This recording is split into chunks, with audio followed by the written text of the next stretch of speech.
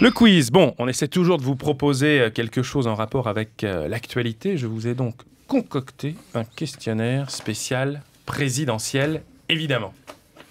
Alors, tennis et présidentiel. Ah d'accord. Évidemment. Quel président de la République a fait la couverture de Tennis Magazine? Un indice sur votre écran. Il n'avait pas beaucoup de cheveux. Giscard. Oui, Jean-Paul, bonne réponse. À ma gauche, effectivement. En août 78, Valéry Giscard d'Estaing, dans le numéro 29 de Tennis Magazine, était en couverture. Ne regardez pas la photo, Jean-Paul, parce qu'il est en train de faire un coup droit. Son geste de coup droit n'est pas terrible. Effectivement. Non, mais je le revois dans la tribune et voilà. Donc Giscard prenait des leçons de tennis pendant qu'il était président de la République. Et un matin, notre camarade Serge Philippot était allé un petit peu planquer. Je crois que c'était au Luxembourg, et il avait pris ses photos et ça avait fait la couverture de Tennis Magazine. Que c'était le premier président à venir à Roland-Garros. Je vais vous dire que c'est le seul président qui est venu de la 5e. Il m'est arrivé de faire des doubles avec le président Giscard d'Estaing, avec son ami le maire de Chamalières, Wolf. Et une chose, c'était amusant, d'ailleurs je joue pas si mal que ça, une chose m'avait beaucoup amusé pendant ces doubles-là. Il y avait un vent à décorner les buffles un jour, et à l'époque, il ramenait donc une partie de ses cheveux de la partie gauche à la partie droite. Et il y avait beaucoup de vent, donc ça avait asséché ses cheveux. Et à chaque fois que je servais, je le voyais au filet, et cette mèche de cheveux qui n'était plus collée, qui montait à la verticale au-dessus de sa tête. Et je me disais, il ne faut pas que je touche Nimbus. C'était ma hantise de l'époque. Mais il jouait pas mal du tout. Allez, une plus facile. Quel ancien Premier ministre et candidat à la présidence de la République a disputé les internationaux de France de Roland-Garros?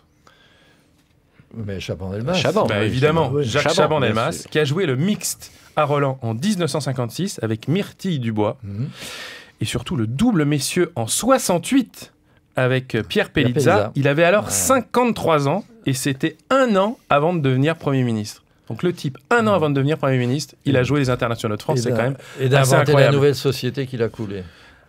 Il jouait avec un pseudonyme pour pas que les journalistes viennent l'emmerder. Quel ancien président de la République a inauguré le cours A de Roland-Garros en 1994? Le cours A devenu cours Suzanne Lenglen. Monsieur Chirac. Absolument. Bonne réponse encore de Jean-Paul. Là, en politique, Jean-Paul est incollable. Impressionnant. Alors, plus difficile. Quel ancien président de la République avait disputé, bien avant de devenir président, le tournoi des journalistes organisé sur les cours de Roland-Garros? Monsieur Sarkozy. Non. Monsieur Mitterrand. Oui, c'est François Mitterrand en 1954. Et là encore, si vous avez une collection de Tennis Magazine, il y avait une très belle photo dans un numéro de 1994, je pense, où on voit Mitterrand en pantalon blanc en train d'effectuer un revers. C'est une très très jolie photo. Quel est le dernier président de la République à avoir assisté à une rencontre de Coupe Davis de la France? Le dernier président, je me demande si c'est pas François Mitterrand. Non. Georges Pompidou. Non. Mitterrand est venu voir du tennis? Oui. Non, à Souston, là-bas, chez lui, quand on a joué contre les Bulgares, je crois. Il était là tout le temps, les 3 jours. Peut-être que c'est M. Chirac, après tout. Oui, absolument. Voilà. Jacques Chirac qui avait assisté à la finale de la Coupe Davis 96. 2002. Contre les Russes. À Bercy, contre les Russes. Ah oui, il était à côté de Helsinki. Absolument. Et qui n'arrêtait pas d'applaudir comme un forcené.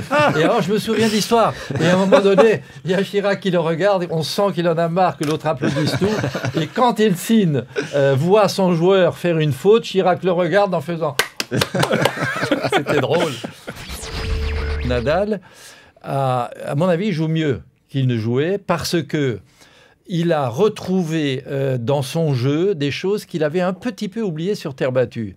Il avait une telle envie ces dernières années de coller à un jeu qui puisse également faire la différence sur les surfaces rapides, Wimbledon, sur les surfaces dures américaines ou autres, qu'il avait oublié que son très grand lift de coup droit, qui monte quelquefois à 2 mètres au-dessus du filet pour monter à 4 mètres au-dessus de la tête du joueur, il sert à quelque chose. Et contre Djokovic, il a servi ce coup-là, parce que la balle très frappée de Nadal, moyennement liftée, ne gêne pas Djoko, parce qu'il la frappe entre l'épaule et la hanche, ça va. Mais quand il lifte beaucoup, il joue beaucoup plus court, et tous les joueurs sont gênés par ça. Et j'ai vu cette année Nadal refaire ce qu'il savait très bien faire auparavant, d'ailleurs il faisait pratiquement que ça à l'époque, des coups de défense, attaque, très liftés, un peu plus haut que d'habitude en trajectoire, qui gênent beaucoup, pour ensuite, ce qu'il ne savait pas très bien faire il y a 4-5 ans, s'engouffrer derrière et balancer des pètes de coups droits qui sont irrattrapables par la totalité des joueurs. Donc Nadal me semble, hormis l'excellent numéro de Julien que je partage totalement sur ses blessures répétées, il faut changer les règles. Il y en a marre de les voir prendre 30 secondes entre deux balles. Et entre la première et la deuxième balle de service. Et Djokovic qui joue. C'est insupportable. Ces joueurs qui sont des géants, qui sont des lions, qui sont tout ce que vous voulez, ils me cassent les pieds quand je les regarde jouer, tellement ils prennent de temps entre les points et les échanges. Jean-Paul parle poliment. Est-ce que Nadal est meilleur ou pas qu'il y a 4 ou 5 ans, mais en tout cas sans pratiquer sans doute son meilleur tennis, il arrive encore à remporter un Masters 1000 sur terre battue, son Masters 1000 sur terre battue, sans perdre un set. 8 fois de suite, il était heureux comme un junior après la victoire, il souriait, vraiment on a l'impression que c'est la première fois qu'il gagnait un tournoi de sa carrière, c'est incroyable. Où est-ce qu'il trouve cette motivation, cette fraîcheur ? 20e Masters 1000. Et alors là, il faut qu'on en parle très sérieusement de ça. Il arrive en disant « je suis blessé, attention ». Tout le monde autour de lui dit « il n'arrive plus à courir ».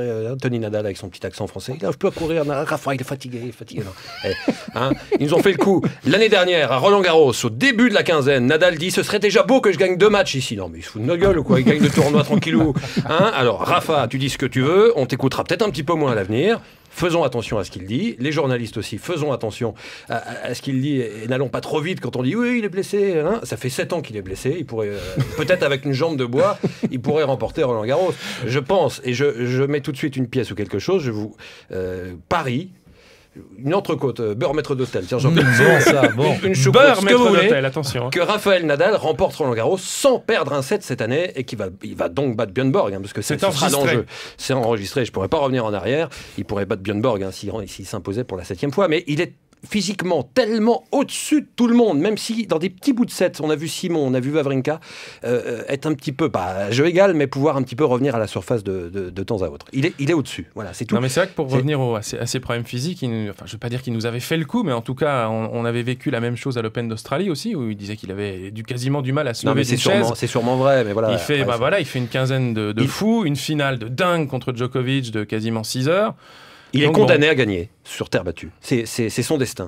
Voilà. Mais cela dit, je te rejoins aussi sur quelque chose, c'est malgré tout le sentiment qu'il ne joue pas excessivement bien, mais qu'il a une telle marge que c'est suffisant et qu'en fait, sur les fins de set, sur les moments importants, il arrive un petit peu à accélérer et puis ça suffit. Et ça fait des victoires en 2 sets. C'est ça ce qui est impressionnant. Oui, c'est un peu apparent ça quand même, parce que Djokovic n'a pas fait son meilleur tournoi, mais est-il au même niveau que l'an dernier ? C'est une première question déjà. Parce qu'il n'y a pas que toujours pas, en fait. Il n'y a pas que contre Nadal qu'il a fait un match relativement moyen. 3 défaites depuis début 2012 pour Djokovic. Peut-être que je mets ça vraiment entre guillemets parce que ce serait méchant de le dire. Peut-être que l'excuse qu'il avait, qui est une bonne excuse de se déconcentrer, on s'en sert un peu trop pour expliquer qu'il n'est peut-être pas aussi bien qu'on le pense. Voilà. C'est une première constatation. La deuxième, c'est que Nadal, à mon avis, joue mieux qu'il ne jouait parce que il a retrouvé dans son jeu des choses qu'il avait un petit peu oubliées sur terre battue.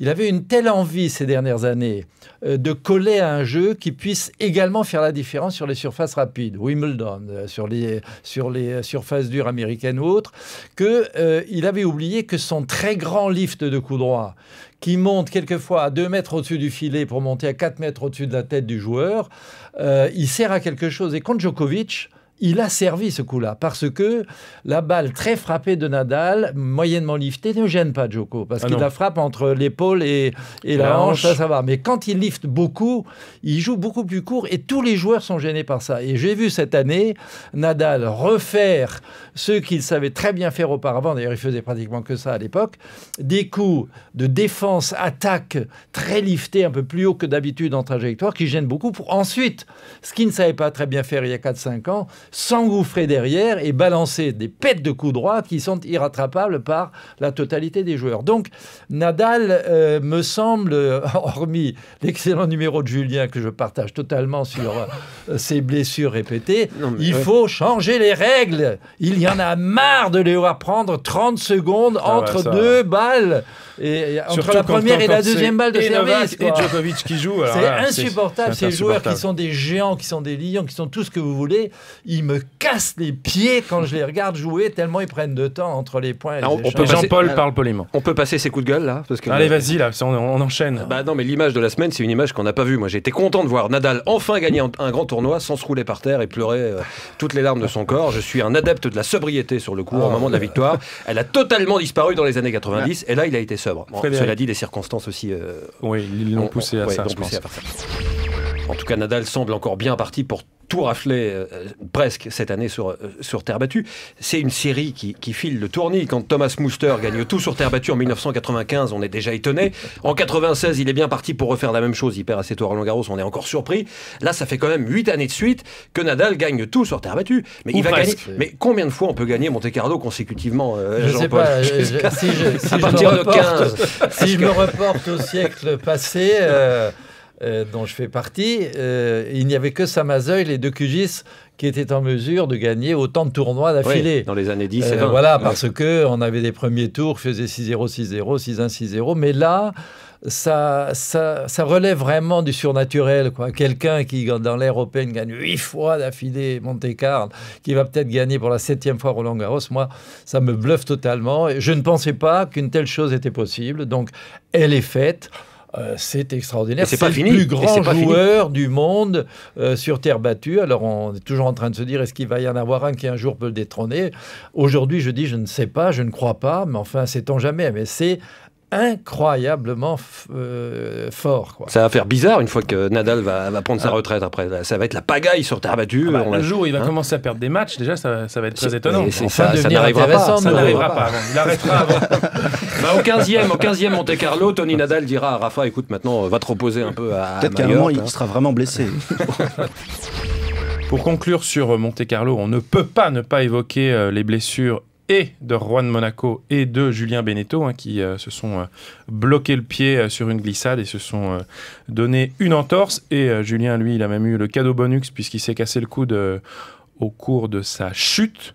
Jean-Paul, tu l'évoquais au début de l'émission, donc c'était pour toi vraiment l'image de la semaine. Et c'est vrai que voilà, quel dommage pour Julien Benneteau qui a 30 ans, qui joue sans doute le meilleur tennis de sa carrière, qui allait obtenir le meilleur classement de sa carrière, qui était peut-être en train de grignoter au classement Richard Gasquet pour obtenir sa qualification pour les Jeux Olympiques de Londres. Et puis badaboum, tout s'écroule. Il était à 5 partout contre Andy Murray. C'était un match formidable.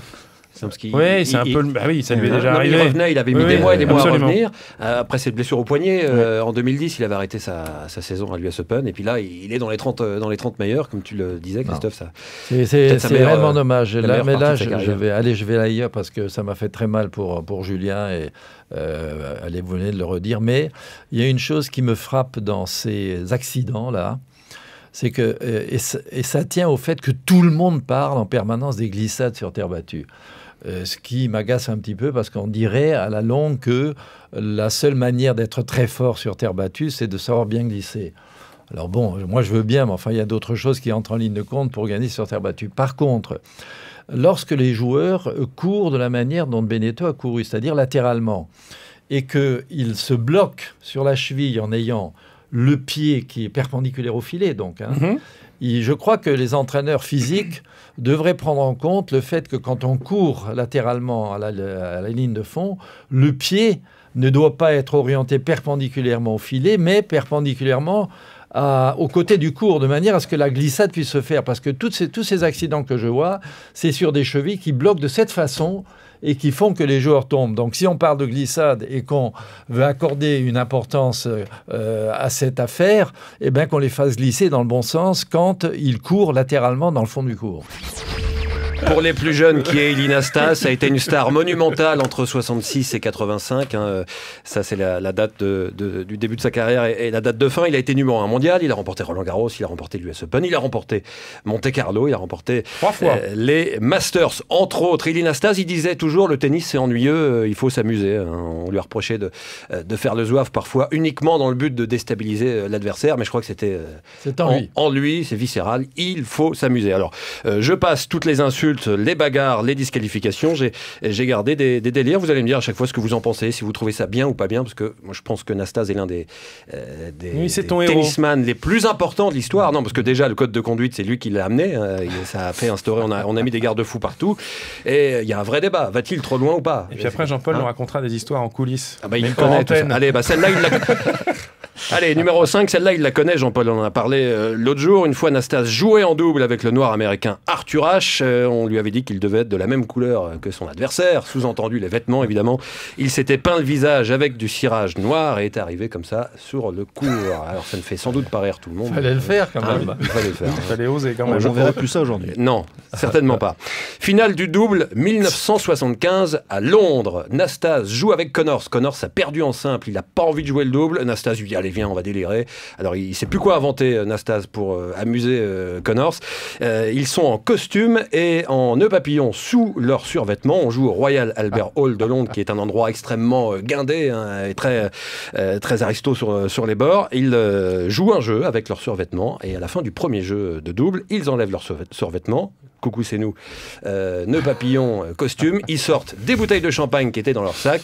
On remue bien fort la bouteille. Et là, sur les spectateurs des loges qui rigolaient pas du tout, ça faisait rire que ceux qui étaient en haut qui n'ont rien eu. Et en plein, pendant le double, hein, aucune sanction ni rien. Donc c'est quand même là aussi encore assez mythique. Fou. Assez mythique. C'était les deux meilleurs, alors on leur disait voilà. pas trop. Ah bah non, il fallait pas quand même les disqualifier parce que là c'était l'émeute dans le stade. Numéro 3, un double en 1981. Ilie Nastas joue avec José Luis Cler sur le court numéro 1 contre Ricardo Cano, 1m70, et Ángel Jiménez, 1m63. Que va-t-il se passer?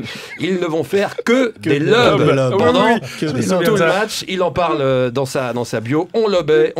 À un moment, Jiménez alla chercher une chaise à côté du court et monta dessus. Tout le monde riait. Nous quatre sur le court, les spectateurs et même l'arbitre. Voilà. C'était très drôle. Concours de lob et ils ont gagné en 2-7. Pour ce qui est du match avec Connors à Londres, ils l'ont perdu, ce match. On peut voir la vidéo des lobes, c'est très très drôle à regarder. Numéro 2, Roland-Garros 77, le coup du chat noir, quart de finale du double. Génial. Il joue contre Panatta en double. Nastas, Panatta est superstitieux. Nastas le sait, il le chambre avec ça. Il donne 500 balles à Mabrouk, chef de l'entretien des cours, pour qu'il aille trouver un chat noir dans le quartier. Il ne trouve qu'un chat gris, ça fera l'affaire. Il le met dans ses affaires et balance le chat noir dès le début du match sur Adriano Panatta, qui l'insulte, connard, espèce de... Ouais, je vais me censurer. Évidemment, Nastas a gagné très facilement ce match. Et numéro 1, alors ça, c'est issu du match sans doute le plus dingue de l'histoire du tennis, US Open 79, deuxième tour, Nastas contre McEnroe. Il s'est tout passé pendant ce match-là, des insultes, des bagarres dans le public, les flics qui arrivent. Apocalypse Now, ce match. Une disqualification qui est annulée parce qu'on peut pas disqualifier Nastas parce que le match passe en prime time à la télévision américaine, le public devient fou, etc., etc. Que fait Ilie Nastas? Là, c'est incroyable parce qu'on est dans le happening, on est entre les Marx Brothers et ce qui a eu de meilleur dans le cinéma italien dans les années 60.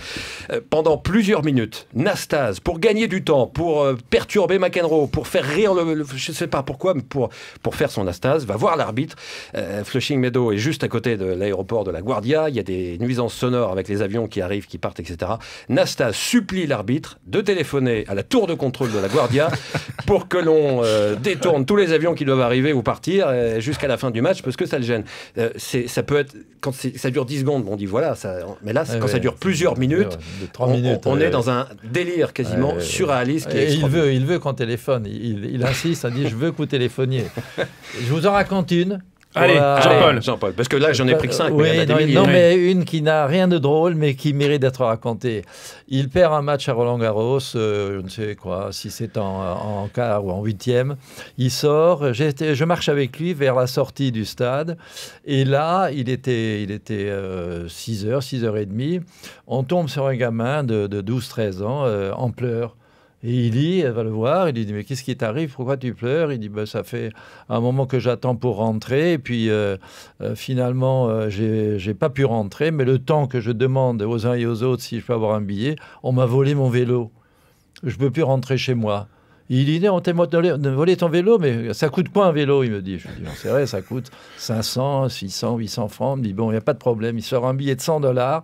Il le donne au gamin, il dit « Va t'acheter un vélo et tiens, je vais te faire rentrer dans le stade en même temps. » Il a été voir le contrôleur, a dit « C'est mon invité, il rentre. » Et le gamin, il était là, bouche bée, avec ses $100 dans la main et un vélo à racheter le lendemain. C'est assez joli, non? Grand cœur. Alors c'est quoi Tennis Play? C'est tout simplement le meilleur du tennis d'hier et d'aujourd'hui. Vous pourrez voir ou revoir les plus grands matchs de ces 40 dernières années ou des résumés de ces matchs. Je vous fais rapidement le casting pour ce lancement. Federer, Nadal, Tsonga, Agassi, Ivanisevic, Rafter, Borg, McEnroe, Lever, H, Mauresmo, Hénin, Navratilova, Pierre-Célès. Un casting qui va évidemment s'enrichir au fil des semaines.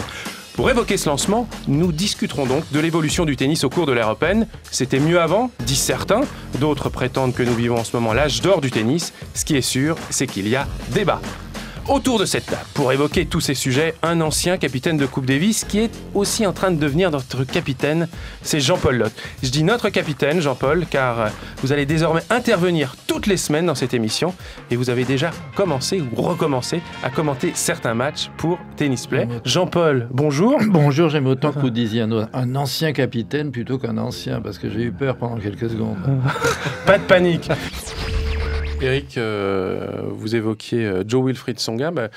Si vous le voulez, je ne sais pas si vous l'avez revu depuis, vous pouvez sur Tennis Play aller voir le fameux Tsonga Nadal de 2008 à l'Open d'Australie. Mais vous m'avez volé ma cassette alors. Complètement. Que je regarde dans mon coffre. Oui. Donc voilà, c'est notamment l'un des matchs qui est proposé. Je disais en introduction de façon un petit peu provocatrice, est-ce que c'était mieux avant ou est-ce que le tennis d'aujourd'hui est plus excitant? Quel est votre sentiment là-dessus? Julien. Non, oui. Oui. On connaît la réponse te concernant quasiment. Non, mais je passe pour un passéiste auprès de tous les auditeurs de la Terre entière, sans doute. Pas du tout, Julien. Je sais pas. Non, mais j'ai lu un commentaire la semaine dernière sur Internet qui m'a empêché de dormir pendant 3 jours. Un énergumène qui devait avoir 15-16 ans. C'est pour ça que cette mine de papier mâché. J'espère en tout cas que c'était un gamin qui a écrit ça. Mais j'ai lu le commentaire suivant. Le vrai tennis a commencé dans les années 2000. Tout ce qui était avant, c'était de la merde. Voilà. Non, mais c'est un enfant. Je ne veux pas savoir quel est l'avis de la personne qui a écrit ces propos-là, mais c'est sans doute les propos les plus cons que j'ai lus ces 5 dernières années. Le tennis est une histoire qu'il faut considérer et apprécier dans sa globalité, segmentée dans le temps. Effectivement, il y a des évolutions de technique, de matériel, etc. Mais le plaisir, je parle du point de vue de spectateur que je suis, le plaisir reste le même au fil des années. Voir un match de 1980, de 2010, même des années 70 ou 80, le plaisir reste le même. Et quand commence un 5e set, l'excitation reste la même. Et voilà. Bien sûr. Jean-Paul. Oui, je vais rajouter 2-3 choses à ces excellents commentaires. Je crois que les gens qui ont dépassé la cinquantaine, ils sont nombreux, ont tout intérêt à regarder ce genre de tennis et ce genre de match, parce que s'ils arrivent à adapter un peu leur technique en fonction de ça, ils joueront beaucoup plus longtemps et mieux. Car je regarde les joueurs qui actuellement ont 60 ans, qui essaient de jouer le tennis moderne, actuel. Ça va pas du tout. Je dirais même que c'est très dangereux pour les articulations. C'est très dangereux. Donc, oui, a priori, faire un coup droit à la Nadal, c'est pas pour eux. Hein. Mais déjà l'essayer quand vous avez 60 ans, c'est déjà risqué d'avoir une tendinite au bout du 3e coup que vous aurez essayé. Mais jouer comme McEnroe, c'est pas possible non plus, Jean-Paul. Si, jouer comme McEnroe, c'est tout à fait possible. C'est en essayer, essayer. Et essayer, et en tous les cas, jouer comme lui, aussi bien que lui, c'est pas possible. Mais son type de jeu, c'est parfaitement possible, parce que plus on avance en âge, plus on a intérêt à jouer sur la précision. Et Eric vient de définir parfaitement les époques. Il y a une époque, on jouait sur la précision, des effets coupés, etc. Aujourd'hui, on joue sur la force, sur les frappes violentes, et celui qui est de plus en plus précis dans ce jeu-là devient le meilleur, bien sûr, et sur le physique. Donc, il y a un grand intérêt pour un certain nombre de personnes à essayer de s'accommoder au jeu des joueurs du passé. Et d'autre part, il y a toujours une chose qui m'a beaucoup interpellé. Si vous mettez Allez, on parle de Lever, 1968, quand il fait son deuxième grand chelem. 69, pardon. Vous le faites jouer contre Federer aujourd'hui. C'est évident qu'il va prendre 6-1, 6-1, 6-2. Le match. Le problème, c'est que si... Mais si on les prend au même âge avec raquette en bois. Non, mais le problème, c'est que ces joueurs-là, et là, je prends un autre cas, prenez Rosewall, qui a été finaliste au Wimbledon, en 1954, par exemple. À un an près, ça doit être ça. Et qu'on retrouve finaliste au Wimbledon en 1974, 20 ans plus tard. Ça veut dire que quand les joueurs continuent à jouer avec ceux qui arrivent et ceux qui progressent, ils finissent par s'adapter On et a vu ça avec progresser. Agassi, par exemple, récemment. Agassi qui est Connors, 90, ouais. il est en finale à Roland-Garros, et puis finalement, 10 ans ou 12 ans plus tard, il est toujours là. Donc, il se prendrait des raclées à valeur du moment, mais en évoluant avec les joueurs, ils peuvent progresser. Donc, c'est pas aussi tranché que ça, quoi, l'histoire des jeux. Federer, il n'est pas tellement loin finalement d'un type comme Lever. Il frappe 10 fois plus fort que Lever, mais on peut imaginer que si Lever avait pu continuer à l'âge de 25 ans avec les autres, il aurait fini par frapper aussi fort que Federer, voire les autres. Et ce qu'on peut ajouter, Jean-Paul, pardon, Fred, c'est qu'on a pour Tennis Play recommandé Lever H demi-finale de Wimbledon 69. C'est un document, je pense que c'est un quasiment match introuvable. C'est Eric, toi qui jouais service volé, va voir ce match. C'est absolument somptueux. Ça joue vite, contrairement à ce qu'on pourrait imaginer. Ça joue vite aussi parce que on fait pas rebondir la balle, on s'essuie pas la tête entre 2 points. 1h30. Voilà. Messieurs Djokovic et Nadal, écoutez ça, 4-7, 1h30. Il n'y a pas de changement de côté parce qu'il n'y a pas de chaise. Il n'y a jamais un échange de fond de cours. Il n'y a pas un échange de fond de cours, pas un seul. C'est extraordinaire. Et alors, son jeu de service, il lui envoie la balle. Parce que c'est absolu. En plus, les images sont vraiment magnifiques. C'est un vrai document. Avec ce petit hiatus, c'est qu'on a le sentiment, en regardant ces matchs aujourd'hui, qu'il ne jouait pas vite du tout. Là, l'image ne rend pas la vitesse réelle. Ça écrase effectivement un petit peu la balle. Eric confirme. C'était tout aussi excitant. Moi, j'ai commencé à commenter il y a très longtemps maintenant. Je me souviens d'un quart de finale à l'Open d'Australie. Quart de finale Open d'Australie entre Sampras et Courir. Tu l'avais commenté en 95 avec le chef-d'œuvre. Avec Sampras qui pleure et tout ça. Moi, voilà, c'était tout aussi excitant qu'un Djokovic Nadal aujourd'hui en finale Master 1000. Et idem London McEnroe 84, Roland Garros, qu'on verra bientôt sur Tennis Play. Jean-Paul, vous l'avez commenté ce match. C'est la seule fois de ma vie que j'ai entendu un journaliste commenter un match et finir par dire j'ai envie de pleurer. Il vous a dit, Hervé Dutu, qui commentait le match avec vous, j'ai envie de pleurer, Jean-Paul, après la défaite de McEnroe. Mais Hervé a toujours envie de pleurer. Oui, c'était d'accord, le type le plus joyeux de la planète. Peut-être quand même. Si, mais très romantique. On a envie de pleurer quand on le voit. Il y a un drame humain dans ce match extraordinaire et voilà, pour moi c'est le match. Tout le monde souhaitait cette année-là, en tous les cas, que McEnroe gagne. On était pour lui. Il fallait qu'il gagne Roland Garros. C'est dommage pour lui, mais enfin, voilà, il s'est fait croquer. C'est ce que je regrette aujourd'hui, c'est qu'il y a plus de, il y a des matchs formidables, mais il n'y a plus de choc humain comme ça. Alors c'était peut-être un cas particulier parce que c'était quasiment des matchs, des confrontations politiques. On les lisse aussi un petit peu avec le règlement. Dire un truc comme ça. Nadal, Federer, à Melbourne ou à Wimbledon. Quand on a un qui craque à la fin, qui pleure. Ça reste très gentil. Ça reste vraiment très gentil. C'est comme quand on dit que Djokovic tu veux plutôt évoquer leur attitude sur le court pendant le match. Non mais tu regrettes quoi, un McEnroe qui râlait, qui jetait sa raquette et tout ça. Que sur London McEnroe, on peut écrire une thèse, alors que sur Federer Nadal, on aura du mal à faire 300 pages. Je suis pas d'accord avec toi. Justement, on peut en discuter. Ouais, on peut en discuter, mais peut-être qu'il faut avoir un peu plus de recul encore pour savoir vraiment quel est le rapport exact entre les deux. On commence à voir qu'il y a on ne sait pas un petit peu de bisbille parfois entre les deux. Non, et puis il se protège beaucoup aujourd'hui, beaucoup plus qu'à l'époque où les joueurs avaient un accès beaucoup plus simple. Aujourd'hui, ils sont tellement plus sollicités. Mais effectivement, je pense qu'avec le recul, mais on sera d'accord sur un truc, c'est que McEnroe était un meilleur acteur que Federer et Nadal, et ça joue aussi quand on. Mais évidemment. Dans le spectacle, pas du tout. Ils font des essais au cinéma. Ils sont bien meilleurs. Mais parce qu'ils jouaient avec le public sur le jeu. C'est peut-être aussi en rapport avec l'époque, de toute façon, qui est plus policée qu'il y a 20 ou 30 ans. Je suis récupérable, je suis nostalgique là-dessus. On peut rajouter qu'ils sont tous très amis aujourd'hui, grosso modo. Il n'y a pas d'inimitié comme pouvait l'exister à l'époque. Un McEnroe-Landel, dans les vestiaires, je me souviens très bien. Tu as battu McEnroe McEnroe, ah non, j'aurais bien aimé. Tu as joué aux États-Unis? Mais dis donc, qu'est-ce qui se passe? Une véritable encyclopédie du tennis. En 91, tu l'as joué? C'est assez impressionnant. Ouais, en plus, la date est bonne.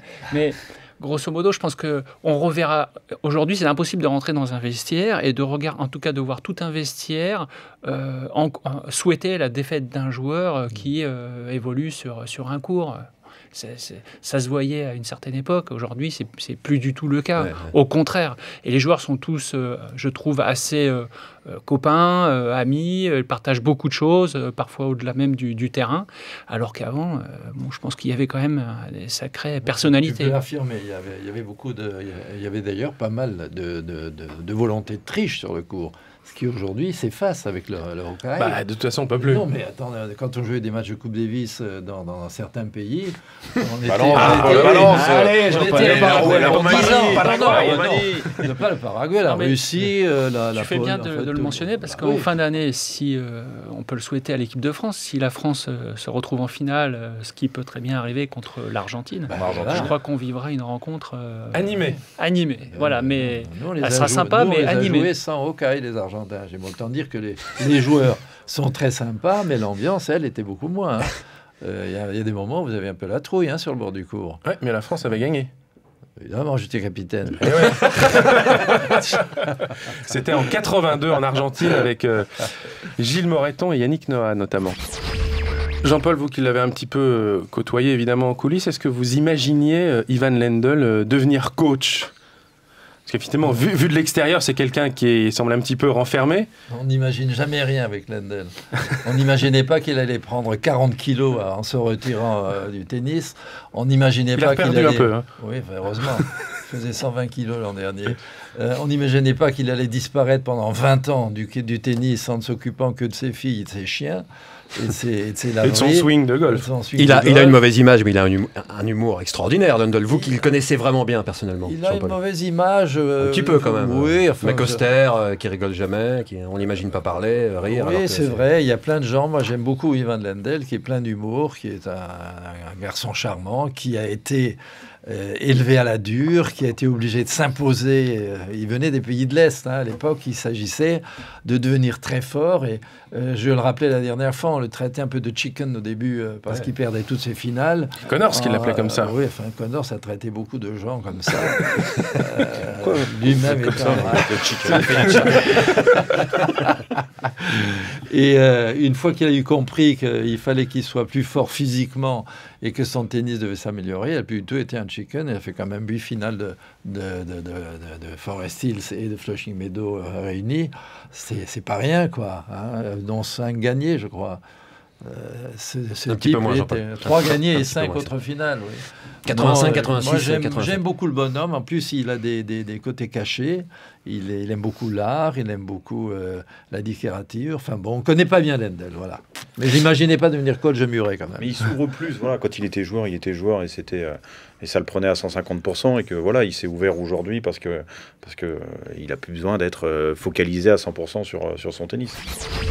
Je vous ai choisi du tweet ambiance tennis play avec Jimmy Connors, ce bon vieux Jimbo, 60 ans, s'est fait opérer vendredi de la hanche. Ça s'est bien passé, mais il ne devrait tout de même pas être... Genre là, j'ai écrit n'importe quoi. Il devait rester. Oui, alors là, dans mes notes, c'est un n'importe quoi.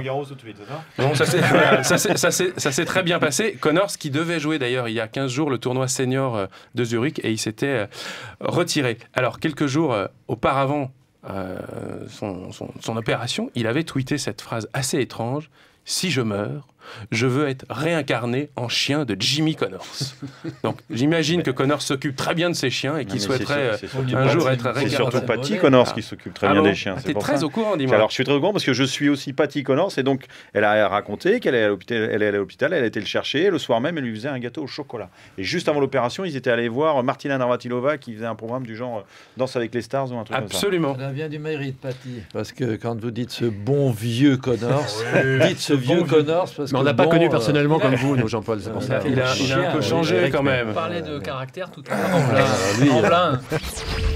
Alors Jean-Paul, l'image qui t'a marqué de ce week-end monégasque, il y en a eu beaucoup.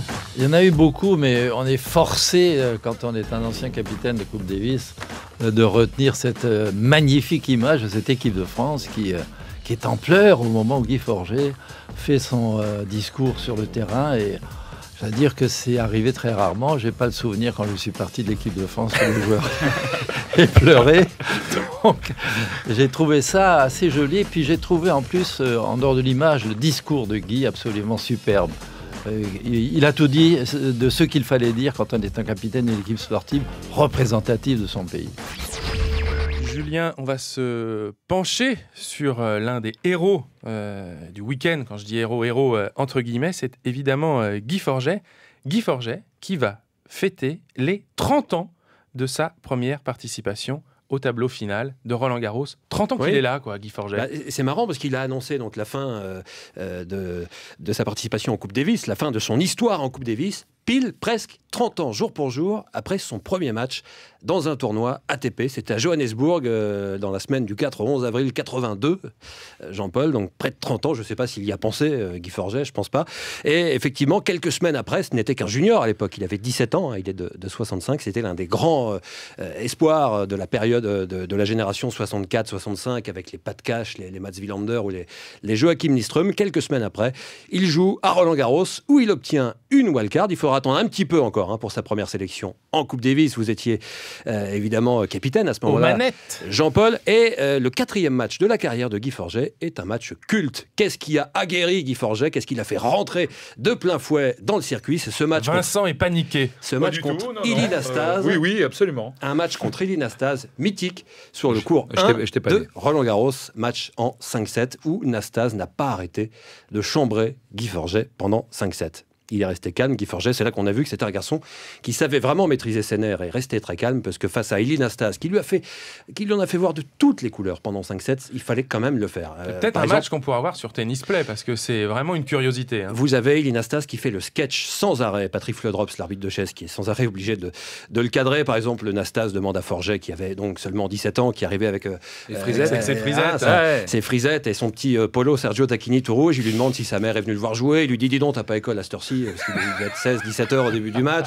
Et il fait semblant de faire pipi contre la bâche au fond du cours. Il n'arrête pas de parler. Il y a des insultes avec les spectateurs, etc. Donc Guy Forget a été très très gêné. Il a réussi quand même à garder son calme. Et l'autre joue à 2 à l'heure. Et il joue à 2 à l'heure. Et sans ce numéro, je pense que Guy Forget, qui a mené 6-1, 4-0 avant de se faire rejoindre, ça s'est terminé 9-7 le lendemain matin au 5e set. Sans ce numéro de Nastase, Forget aurait sans doute gagné plus facilement. Et après, en conférence de presse, Forget a gagné ce match et joué au 3e tour contre Jimmy Connors. Et en conférence de presse, un journaliste demande à Ilie Nastase: qu'est-ce que vous conseillez de faire à Guy Forget pour qu'il puisse avoir une bonne chance contre Connors? Et Nastase répond: il faut qu'il demande à son père d'amener son chéquier. Voilà. Sinon, il n'y a pas de solution. C'est une époque où il y avait quand même des... ils osaient il est parfait. Et quelques mois plus tard, vous le sélectionnez en 83 pour... il ne joue pas. Contre les Russes d'abord. Il est dans l'équipe. On se souvient de cette photo. Mais il est dans les 4 ou il est sparring? Il est sparring, il joue pas sur le Et après, il joue contre les Tchèques. Et après, alors vous l'avez mis dans le grand bain tout de suite, Jean-Paul. En 84, il faut affronter Yvonne Lundell et Thomas Smith. Lundell qui vient de gagner Roland-Garros. Noah n'est pas dans l'équipe. Il y a Lecomte qui va battre Lundell. Il va faire un match énorme contre Lundell. Et il y a Forget qui va jouer Smith et Lundell. Est-ce que vous vous souvenez, Jean-Paul, de la première fois que vous avez vu Guy Forget? Oui, que je l'ai vu en tant que joueur. Oui, vu la première fois que vous l'avez vu. Ça doit être en 80. Je l'ai vu 80. Même avant, parce que comme cadet... C'était un produit de la Fédé. C'est un produit de la Fédé. Oui, très tôt, quoi. J'ai vu ça. C'était un filiforme. Très filiforme, je veux dire, une ablette. Il parlait déjà bien. Il avait la voix un petit peu tremblotante, mais on sentait déjà que il avait la tête sur les épaules. Il avait la tête sur les épaules, mais surtout sa mère qui avait la tête sur les épaules, parce qu'il était totalement sous la coupe de maman. D'ailleurs, c'était bien, parce qu'elle manageait sa carrière d'une façon tout à fait remarquable. Elle n'a pas été excessive ni rien. Elle était là comme il fallait. Son père aussi, d'ailleurs, qui était prof de tennis à Marseille. Donc oui, on se souvient de Guy, qui a toujours été celui qu'il est, c'est-à-dire bien élevé, passionné, aimant le tennis, aimant le sport, et puis voilà, il a fait 30 ans de carrière depuis 82 jusqu'à aujourd'hui. C'est beau, hein. Mais sans à-coups frénétiques non plus, lui, avec de belles choses tout le temps. Voilà. Quelques chiffres, 26 rencontres en tant que joueur, 38 en tant que capitaine, 25 victoires et 13 défaites en tant que capitaine. Première sélection donc en 83, il joue pour la première fois en 84. Entre 83 et 97, 49 matchs, dont 25 en double, 4 défaites seulement en double, 0 avec Henri Lecomte. Et surtout le 11 sur 11 avec Riton. Forget-Lecomte, peut-être la meilleure paire de doubles qu'on a eu depuis les Mousquetaires en France. Il y a une image qui me revient à propos de Guy. On jouait contre les Tchèques dans un hall. C'était un hall dans lequel on jouait au football. Mais au football, pas à 6, à 11. Et on pouvait rentrer, je sais pas moi, 60 000 personnes dans ce hall. Et ils avaient installé un court de tennis là-dedans avec beaucoup de tribunes. Et puis Guy, à un moment donné, me dit mais c'est énorme, c'est énorme. Alors, je le vois debout à côté de moi et je lui sors un truc, je ne sais pas d'où j'ai pu sortir ça. Je dis, Guy, tu inspires une fois, 2 fois, 3 fois, et à chaque fois que tu passes à côté de Thomas, tu lui bouffes l'air, tu lui manges l'air. Il dit, mais j'inspire jusqu'au bout. Je le vois encore, mais jusqu'où en train de faire ça, c'est n'importe quoi. Mais bon, voilà, c'était une des images dont je me souviens avec Guy dans cette première confrontation en Coupe Davis. 30 ans d'histoire avec la Coupe Davis, et ces images sont revenues un petit peu dans notre esprit, forcément. C'est pour ça qu'on a été ému pendant le discours de Guy Forget. J'imagine que toi aussi, Christophe, il y a peut-être des images de la victoire de 91 qui te sont revenues à l'esprit, peut-être vous aussi, 91 ou d'autres, hein, chacun pioche dans ses propres souvenirs. Melbourne, plus Melbourne. Ah oui, à 91 déjà, j'étais pas à Lyon. J'étais pas né. Non, je n'y étais pas. Et puis, donc, alors que Melbourne, c'était tellement à part, à tous les niveaux. Moi, je suis assez outrée, en fait. Je suis pareil qu'Émilie. Je trouve qu'on attaque là sur le dopage. On n'a pas du tout de preuves, ni rien. Il joue la petite pourquoi victime, lui et pourquoi pas Djokovic en ce moment Pourquoi les Espagnols? Il n'y a pas que les Espagnols. Il y a eu quasiment un sketch équivalent avec Richard Virenque, où il y a une guêpe qui venait le piquer et elle repartait à 300 à l'heure aussi. Donc on n'a pas fait une affaire d'État. Mais pourquoi toujours Nadal? C'est vrai, pourquoi? C'est pas le seul. C'est toujours lui qui est visé. Jean-Paul. Il y a tout là-dedans parce que ça fait à peu près 40 ans. Genre, ça remonte à 80. Alors, je parle du tennis, là, je ne parle pas des autres sports. Quand on rencontrait les Espagnols, c'était dans le vestiaire. C'est pas la peine que je me prépare. Ils ont un avion dans les mains et dans les pieds, une mobilette. Donc, quand on jouait contre un Espagnol à l'époque et qu'on était à force égale, on avait perdu parce que les types, physiquement, ils étaient extraordinaires. Alors ça a couru pendant des décennies, ça. Alors, au bout du compte, lorsque sortent les affaires du cyclisme, lorsqu'il y a quelques années, un type qui vient de Norvège ou d'Allemagne, non, un fondeur, qui était 30e fondeur dans son pays, qui est subitement médaille d'or sur les 30 km de ski de fond et après sur les 50, ça a affiché un petit peu le bazar.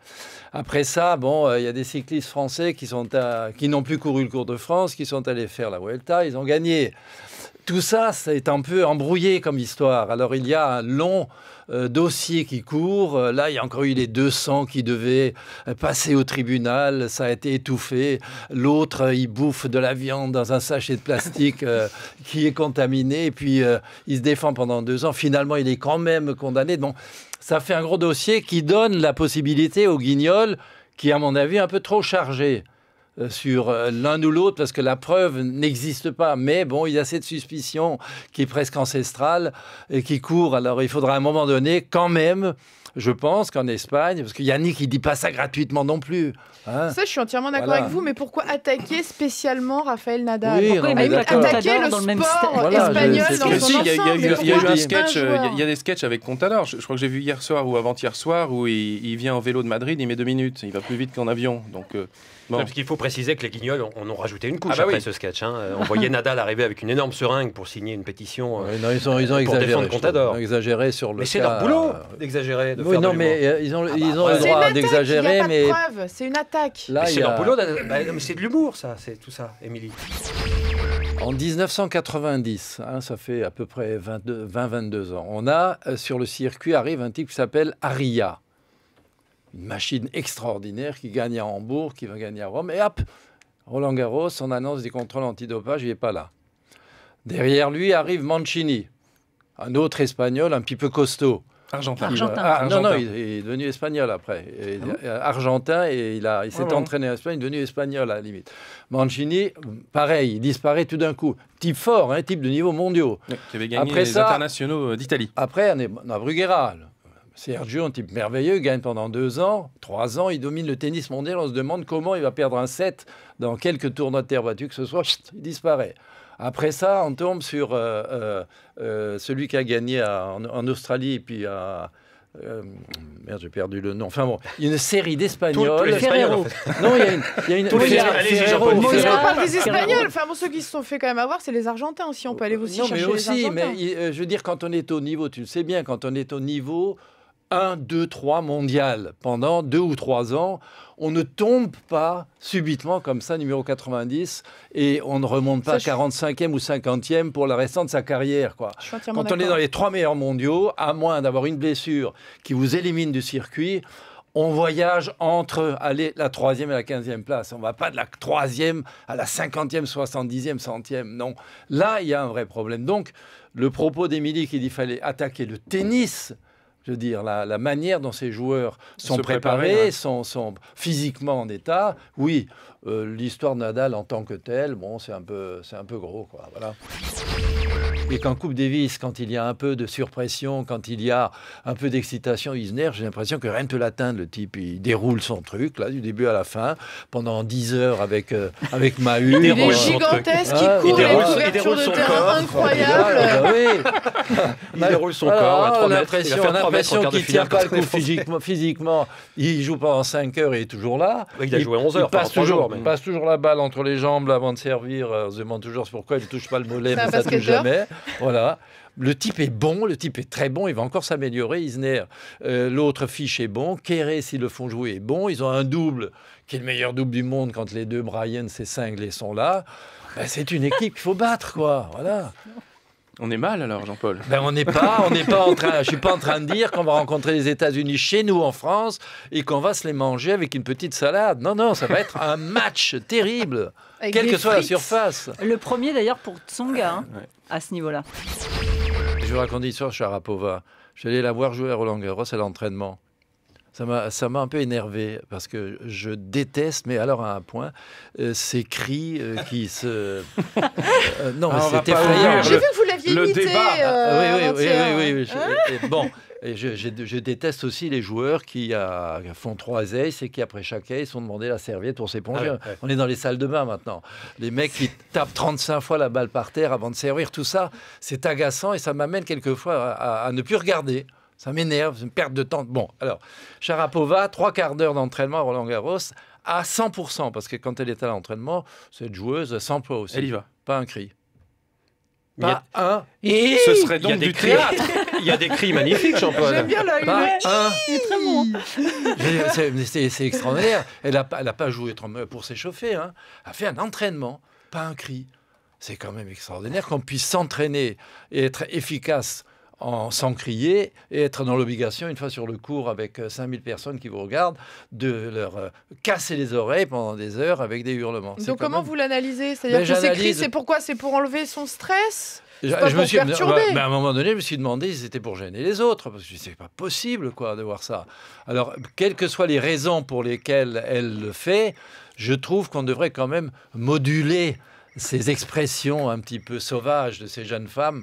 D'ailleurs, il y a Joe qui a commencé à faire des i aussi l'autre jour. C'est incroyable, ça y est, il s'y met aussi. Bon, on ne va pas ouvrir le débat des cris dans le tennis féminin, parce qu'on pourrait faire une émission entière. C'était pour mais merci pour l'anecdote, Jean-Paul. Vous avez sans doute entendu parler des accusations d'Arantxa Sanchez envers ses parents. Dans un livre qui vient de sortir, Sanchez les accuse d'avoir dilapidé sa fortune, 45 millions d'euros quand même, pour le faire, et de la laisser aujourd'hui complètement sans le sou. C'est assez incroyable. Alors ça m'a donné une idée, c'est de vous proposer un quiz sur les parents terribles du tennis. Bon, une facile pour commencer. Julien, je sais que tu connais la réponse, donc tu te tais. Ils se sont battus lors de leur première rencontre et sont les pères de 2 immenses champions. La première fois qu'ils se sont rencontrés, ils se sont battus, mais physiquement, vraiment. Ah, ça me dit quelque chose, ça. Jean-Paul. C'était à Los Angeles, non? Qui ça? Agassi. Je ne connais pas la réponse. Le père c'est de dans le qui? tennis masculin? Non, c'est le C'est le père de tennis masculin et féminin. Ouais, oui. c'est le père de Graf avec le père c'est excellent. de. Avec Agassi. Voilà, avec le père de Graf et le père de Mike Agassi. Le ça, c'est énorme, jour ça. où André Agassi a présenté son père au père de Steffi Graf, ils se sont battus puisque Il s'est marié et eu beaucoup d'enfants. Mike Agassi a essayé d'expliquer à Peter Graf que le revers de sa fille était une catastrophe puisqu'elle ne faisait que des slices et qu'il aurait dû avoir un revers frappé et ça se finit, ils sont agrippés. Donc voilà, c'était une histoire assez énorme et évidemment André Agassi était extrêmement embêté, donc quand il est rentré à la maison, Steffi lui a dit « Bah alors, comment ça s'est passé ?» Très bien, pas de problème, il n'y a aucun souci. À l'époque, ils ne se connaissaient pas, André et ses filles. Ah si. Ah, bien sûr que si. C'est ce que André Agassi raconte dans son autobiographie. Ah bah oui, ils avaient même quasiment des enfants. Non, puisque je la courtisais. Non. Ça marche pas, ça.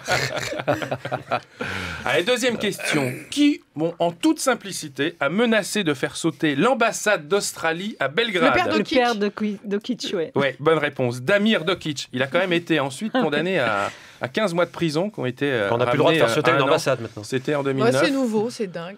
Je sais pas, t'es énervé, Calme-toi. Passons. Calme-toi.